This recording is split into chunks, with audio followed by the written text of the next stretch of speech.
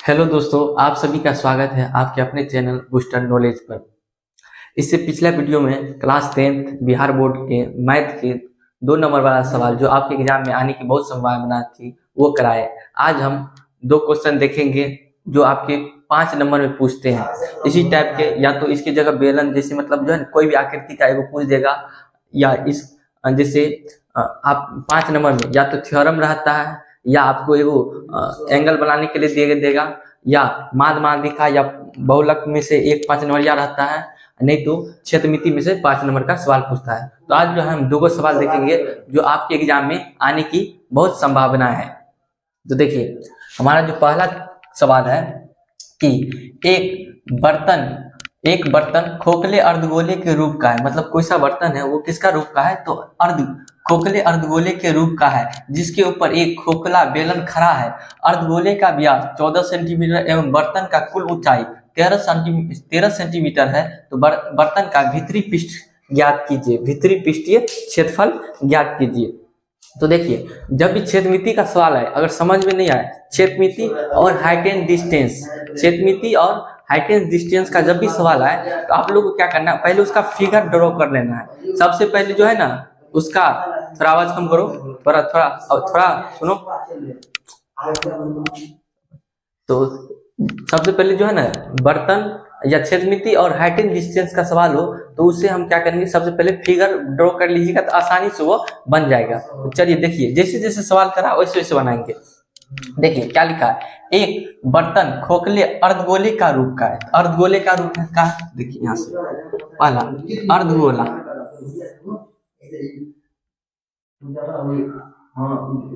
ऐसे करके हो सकता है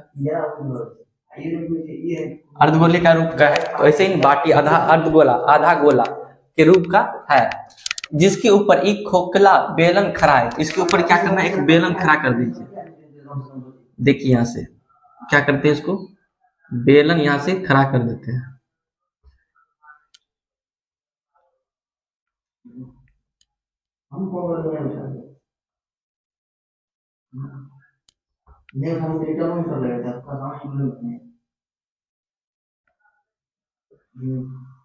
देखिए बेलन को खड़ा कर दिए। अब देखिए क्या कर रहा है, बेलन खड़ा है। अर्धगोले का व्यास 14 सेंटीमीटर। मतलब ये जो अर्धगोला है ये यहाँ से यहाँ टोटल कितना है, तो 14 सेंटीमीटर। एवं बर्तन की कुल ऊंचाई कितना है, 13 सेंटीमीटर। बर्तन की कुल ऊंचाई कितना है, तो आपको 13 सेंटीमीटर। यहाँ से यहाँ कितना है, तो 13 सेंटीमीटर। ठीक है। तो अब इसमें क्या करता है, इसका आंतरिक पृष्ठ का क्षेत्रफल ज्ञात करनी है। इसमें कह क्या रहा है कि आपको आंतरिक पृष्ठ का क्षेत्रफल ज्ञात करने के लिए, इसमें जो आंतरिक पृष्ठ का क्षेत्रफल ज्ञात करने के लिए तो हम क्या करते हैं, पहले अर्धगोला का निकाल लेते हैं, फिर बेलन का, और दोनों को जोड़ देंगे तो ये पूरा भाग का निकल जाएगा। तो देखिए सबसे पहले तो एक चीज देखिए यहाँ पे, जैसे ये अर्धगोला है तो मान लीजिए अगर ये अर्धगोला है, ठीक है, तो गोला में क्या होता है, ये ऐसे करके अगर गोला है तो ये यहाँ से त्रिज्या है, ये आधा त्रिज्या इधर, इसको भी त्रिज्या कहते हैं, इसको भी त्रिज्या कहते हैं, या इधर से रहे उसको भी त्रिज्या, इधर से रहे तो उसको भी त्रिज्या कहते हैं। तो लेकिन त्रिज्या का दुना क्या होता है, व्यास।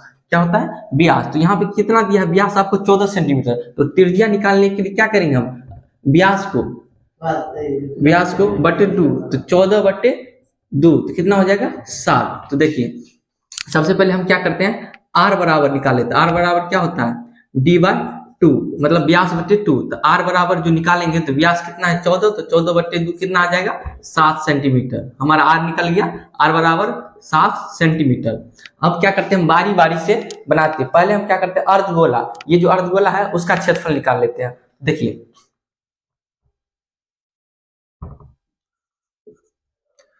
सबसे पहले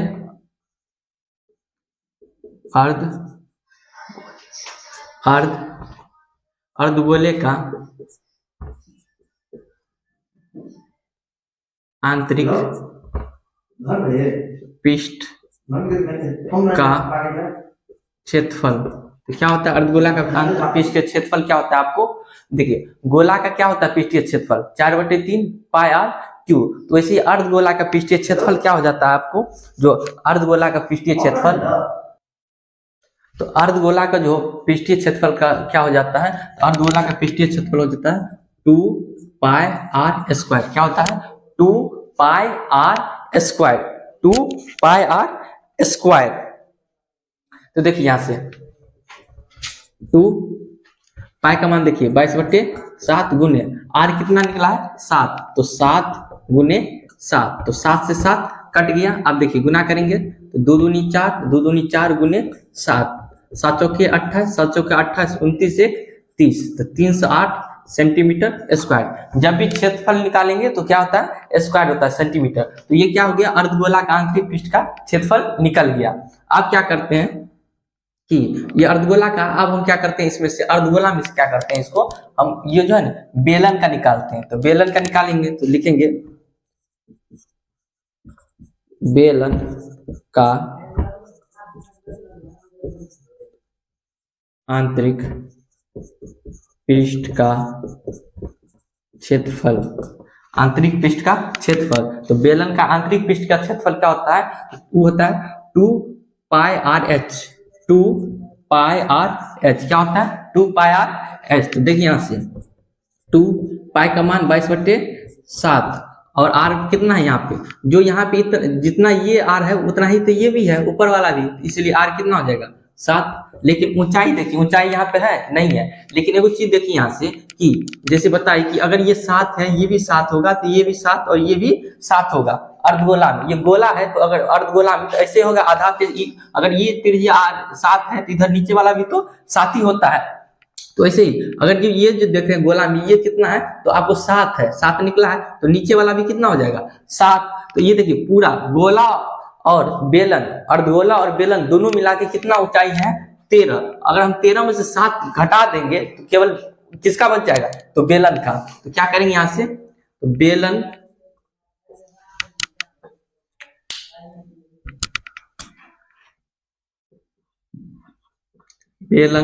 का ऊंचाई कितना हो जाएगा 13 - 7, 13 में से 7 घट गया तो कितना हो जाएगा आपको 6। कितना आ जाएगा 6। तो 6 सेंटीमीटर ऊंचाई की जगह यहाँ कितना होगा 6। देखिए 7 से 7 कैंसिल हो गया, ये देखिए 2 दूनी 4, 2 दूनी 4 गुने 6, ये देखिए 6 चौके 24, 6 24 25 26, कितना हो गया 264 सेंटीमीटर स्क्वायर, 264 सेंटीमीटर स्क्वायर। अब देखिए अगर ये दोनों को जोड़ देंगे तो ये पूरा का क्षेत्रफल हो जाएगा, इसीलिए यहां से लिख सकते हैं। इसीलिए क्या है, एक खोखले क्या है, अर्धगोले का व्यास, एक बर्तन खोखले तो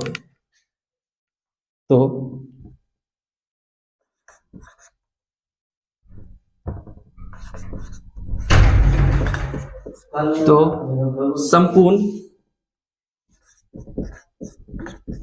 बर्तन का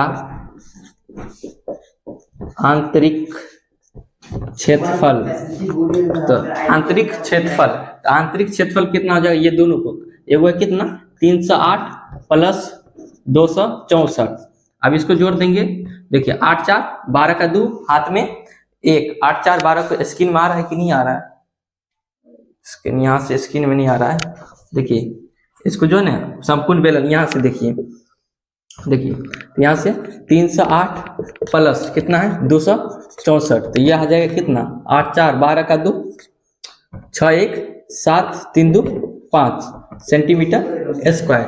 यही आ जाएगा आपको कितना 572 सेंटीमीटर स्क्वायर। कितना आ जाएगा आपको 572 सेंटीमीटर स्क्वायर। ये पूरा का क्षेत्रफल कितना हो गया 572 सेंटीमीटर स्क्वायर। उतार लीजिए इसको, तो इसे आप लोग उतार लिए होंगे। चलिए आगे चलते हैं।